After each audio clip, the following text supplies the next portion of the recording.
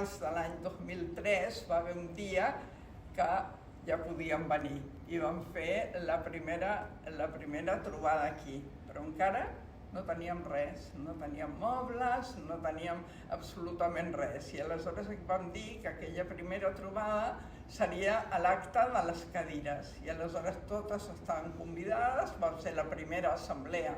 N'havíem fet abans, n'havíem fet abans a la cuina, però la primera que fèiem al nostre espai, ja com constitutiva de l'espai, i totes les dones havien de portar una cadira, no? Bueno, havien de portar, pràcticament tothom va portar una cadira i clar, les cadires eren molt diferents, no? Jo recordo que l'Anni Drets va portar una cadira d'aquelles baixetes que fan servir per cosir, no?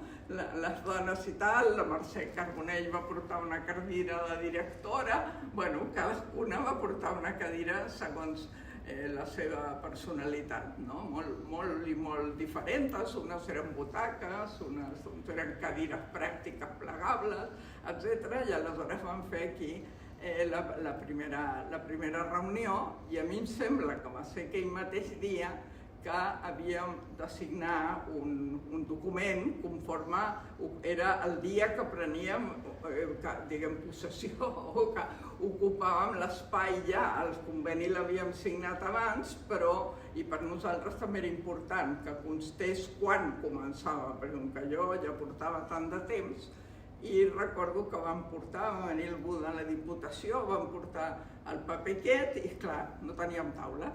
I aleshores recordo que el vaig signar a terra, vull dir, vaig posar a terra i el paper a terra i aquest paper tan important doncs va ser signat a terra.